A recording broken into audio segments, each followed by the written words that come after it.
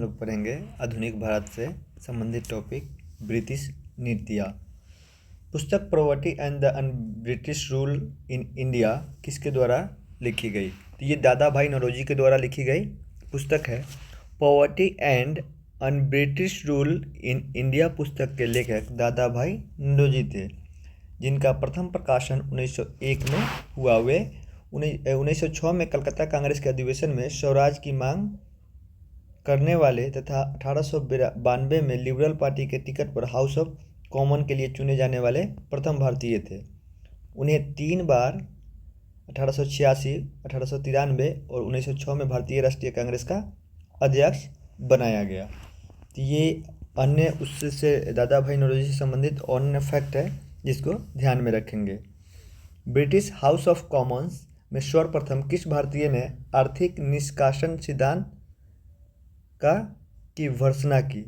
तो इसका भी आंसर दादा भाई नौरोजी है। उस पुस्तक में आर्थिक निष्कासन का ही सिद्धांत इन्होंने दिया था।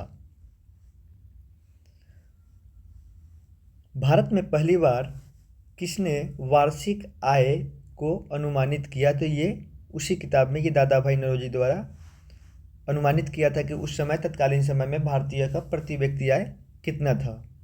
उनके किताब के अनुसार प्रति व्यक्ति आय का अनुमान 20 रुपया उस समय लगाया गया था। उन्होंने ही ड्रेन ऑफ वेल्थ का सिद्धांत दिया था। उन्हें एक और चीज़ जाना था, दादा भाई नौरोजी को ग्रैंड ओल्ड मैन भी कहा जाता था। ये उनसे संबंधित और फैक्ट है। ब्रिटिश साम्राज्य के दौरान भारत के धन की निकासी का सिद्धांत किसके द्वारा प्रतिपादित किया गया था? तो रिपीटेड क्वेश्चन है, दादा भाई नौरोजी ही होंगे। भारत में रैयतवाड़ी व्यवस्था का प्रारंभ किसके द्वारा किया गया?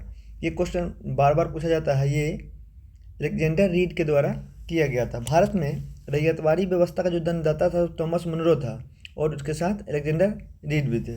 इस व्यवस्था के अंतर्गत रैयतों की भूमि का स्वामी माना जाता था, यानी किसान से डायरेक्ट जो है अंग्रेज लगान की वसूली करते थे रैयतवाड़ी व्यवस्था में। सन 1853 ईस्वी में बंगाल में लॉर्ड कॉर्नवालिस द्वारा लगाए गए अस्थायी बंदोबस्त को किस नाम से जाना जाता था? ये अस्थायी बंदोबस्त जमींदारी प्रणाली को कहा जाता था। इसमें होता क्या था कि डायरेक्ट जो लगान है रैयत से नहीं लिया जाता था, यानी किसान से नहीं लिया जाता था। इसके लिए जमींदार होते थे और जमींदार से क्या अंग्रेज उससे टैक्स लेते थे और जमींदार जो है किसानों से उसका कलेक्शन करते थे। तो ये है जमींदारी प्रणाली। ये कॉर्नवालिस द्वारा 1793 में लगाया गया था। इसी के साथ एक और व्यवस्था थी। हम लोग क्या क्या देखे हैं अभी?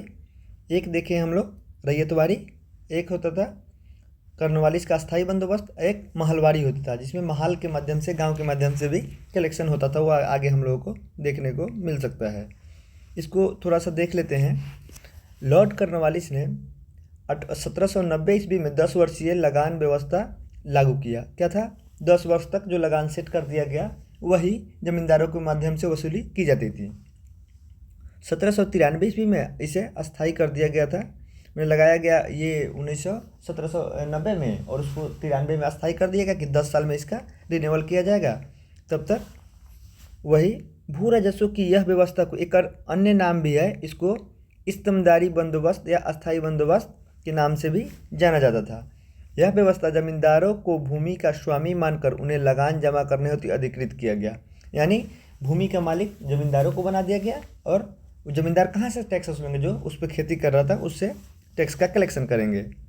अतः इसे जमींदारी प्रणाली भी कहते थे। इस व्यवस्था में लगान का 10/11 भाग सरकार को तथा 1/11 भाग जमींदार को निश्चय किया गया। मतलब जो टोटल जो कलेक्शन होगा उसमें से 10/11 भाग सरकार को जाएगा और 1/11 भाग वो जो कलेक्शन करेंगे उनका होगा। इस प्रणाली में मुख्यतः कहाँ कहाँ कौन सा इलाका है? बंगाल में, बिहार में, उड़ीसा, उत्तर प्रदेश और उत्तरी कर्नाटक के कुछ भाग में। तो इसमें इस तरीके का सभी क्वेश्चन पूछा जाता है कि जो अस्थायी बंदोबस्त था कौन से इलाके में लागू किया गया था। तो इसको ध्यान में रखेंगे कि जो अस्थायी बंदोबस्त था वो बिहार, बंगाल में और उत्तर प्रदेश के पूर्वी भागों में और उत्तरी कर्नाटक में केवल लगाया गया। इसी के स्थान पर देखेंगे अगर महलवाड़ी व्यवस्था के बारे में कि कहाँ लगाया गया था, तो ये पंजाब और पश्चिमी उत्तर प्रदेश वाले इलाके में महलवाड़ी व्यवस्था लगाया गया था।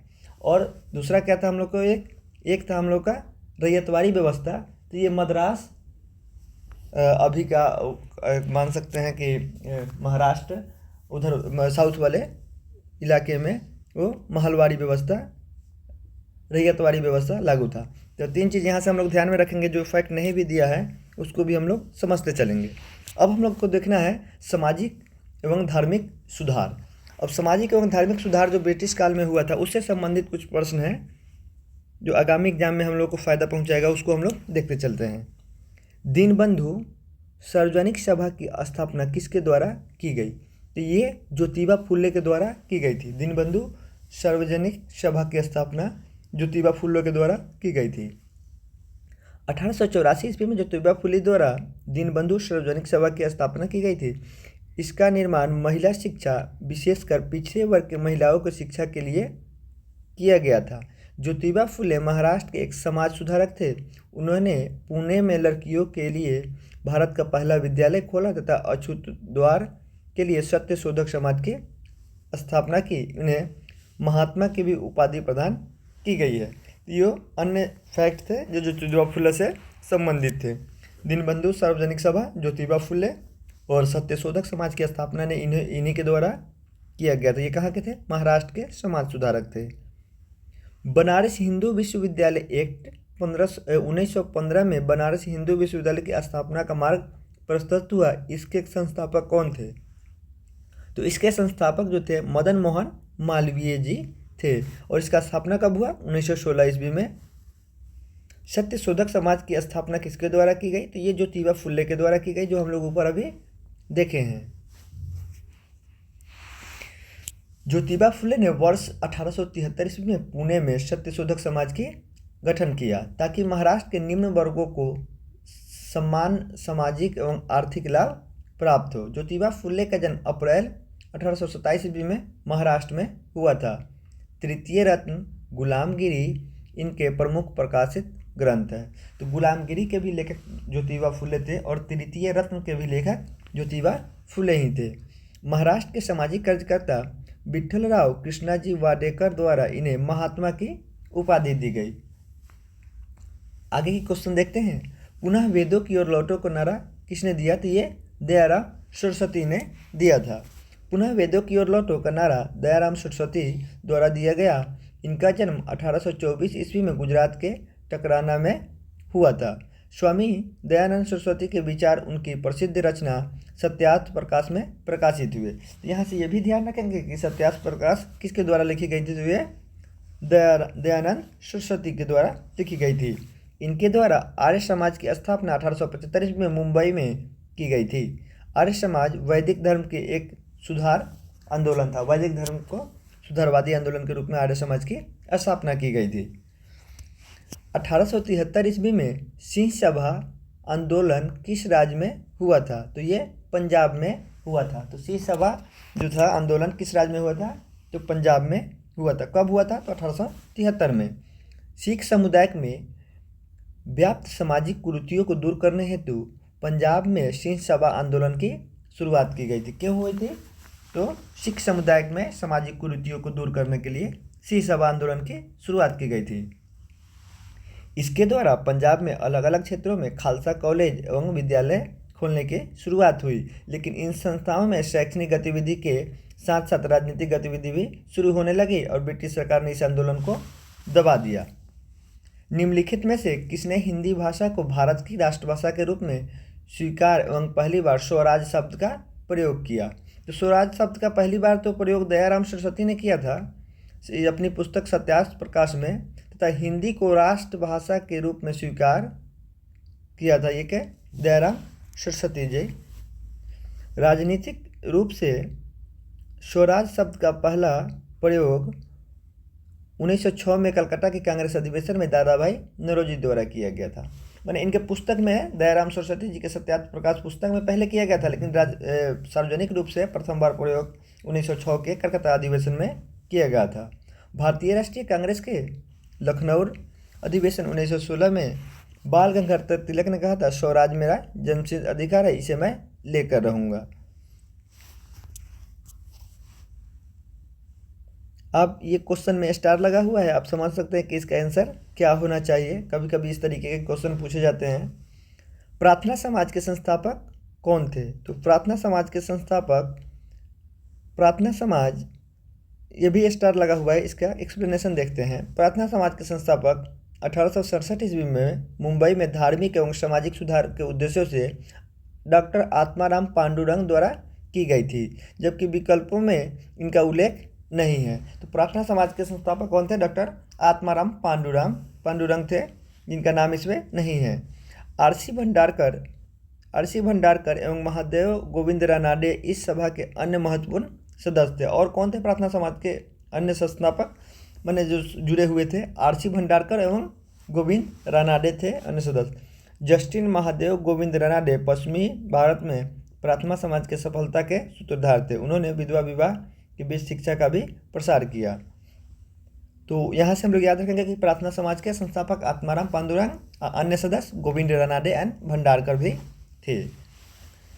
1809 ईस्वी में फारसी में गिफ्ट टू मोनोथिस्ट किसके द्वारा लिखी गई थी? तो ये राजा राम मोहन द्वारा लिखी गई पुस्तक है। गिफ्ट टू मोनोथिस्ट 1809 में लिखी गई पुस्तक है। राजा राम मोहन ने अपने विचारों के प्रचार के लिए एकेश्वरवादी उपहार यानी गिफ्ट ऑफ मोनोथिस्ट एवं प्रिजेस्ट ऑफ जीसस नामक पुस्तकें लिखी। राजा राम मोहन राय ने 1828 में ब्रह्म समाज की स्थापना की। बाद में ब्रह्म समाज का नाम दिया। सर्वेंट ऑफ इंडिया सोसाइटी की स्थापना किसके द्वारा की गई थी? तो ये गोपाल कृष्ण गोखले द्वारा की गई थी। सर्वेंट ऑफ इंडिया सोसाइटी की स्थापना कौन? गोपाल कृष्ण गोखले 1905 ईस्वी में महाराष्ट्र में पुणे में किए थे। 19वीं शताब्दी के एक महान समाज सुधारक ईश्वर चंद्र विद्यासागर ने किस सामाजिक कार्य के लिए संघर्ष किया? तो इन्होंने विधवा पुनर्विवाह के लिए संघर्ष किया था। महान समाज सुधारक ईश्वर चंद्र विद्यासागर का जन्म 26 सितंबर 1820 ईस्वी को पश्चिम बंगाल के पश्चिमी मेदिनीपुर जिले में हुआ था। ईश्वर चंद्र विद्यासागर का जन्म कहाँ हुआ था? पश्चिम बंगाल के मेदिनीपुर में। इन्होंने समाज में विधवाओं और स्त्रियों में व्याप्त बुराइयों को कुप्रथाओं को दूर करने के लिए परिवर्तन लाने का बीड़ा उठाया। यही नहीं, इन्होंने स्वयं के पुत्र का विवाह भी एक विधवा स्त्री से कराया। 1856 ईस्वी में विधवा पुनर्विवाह एक्ट पारित कराने में इनका प्रमुख योगदान था। तो ईश्वर चंद्र विद्यासागर का प्रमुख योगदान किसमें? विधवा पुनर्विवाह के लिए था। केरल में 1924 से 25 में उठा वायकम सत्याग्रह किसके विरुद्ध था? केरल में जो सत्याग्रह हुआ था उसका क्या नाम था? वायकम। किसके लिए हुआ था? तो ये हिंदू समाज में अस्पृश्यता का मैंने छुआछूत के विरोध में वायकम सत्याग्रह शुरू हुआ था। कहाँ हुआ था? ये केरल में हुआ था।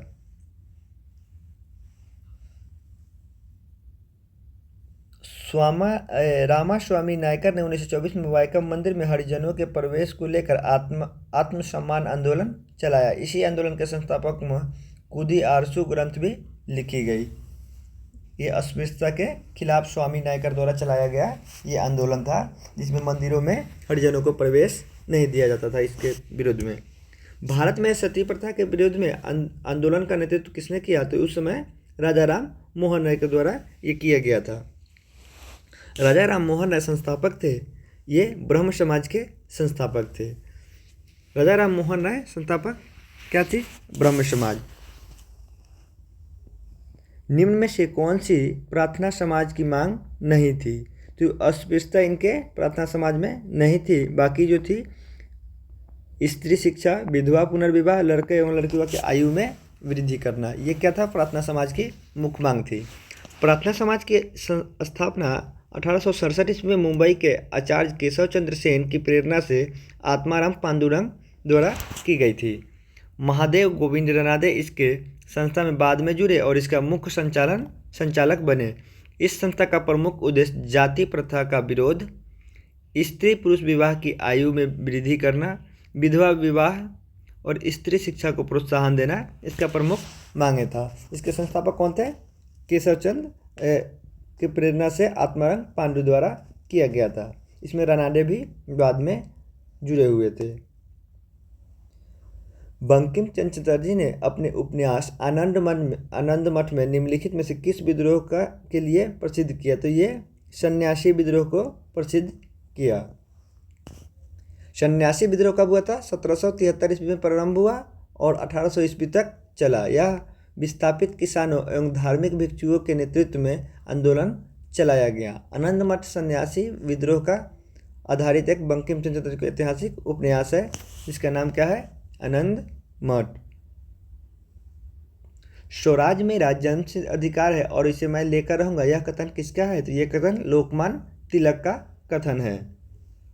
हिंदू समाज में सुधार और अद्वैतवाद को बढ़ाने के लिए ब्रह्म समाज की स्थापना किसने की? तो ये राजा राम मोहन राय द्वारा की गई थी। ब्रह्म समाज की स्थापना कब की गई थी? तो ये 1828 में ब्रह्म समाज की स्थापना की गई थी। सूची दिया गया है, संगठन है और संस्थापक का नाम मिलाना है। तो प्रार्थना समाज, यहाँ से हम लोग Prarthana Samaj, Atmaram Pandurang, servant of India society, Gopal Krishna Gokhale, Bombay presidency association के स्थापक ये फिरोज शाह मेहता होंगे और थियोजॉफिकल सोसाइटी का स्थापना मैडम ब्लादिवस्की हो गया। तो यहाँ से आप इस तरीके से मिला सकते हैं। फिर से एक बार देख लेते हैं। Prarthana Samaj Atmaram Pandurang, servant of India society Gopal Krishna Gokhale, Bombay presidency association Firoz Shah Mehta और थियोफिजिकल सोसाइटी मैडम ब्लादिवस्की हो गया। अब हम लोग देखेंगे गवर्नर जनरल। तो एक चीज़ हमको यहाँ देखने को मिला है कि क्वेश्चन जो पूछा जा रहा है इसमें समाज सुधार से और सामाजिक जो परिवेश है उससे ज़्यादा क्वेश्चन पूछा गया है अपेक्षाकृत 1857 की क्रांति से ज़्यादा क्वेश्चन इससे बना हुआ है। तो ये ध्यान रखेंगे जिस समय हम पढ़ें तो इस टॉपिक को खासा ध्यान दें जहाँ से क्वेश्चन बल्क में या ज़्यादा से ज़्यादा पूछा जा रहा है। अब हम लोग देखेंगे गवर्नर जनरल एवं वायसराय से संबंधित प्रश्न अगले वीडियो में।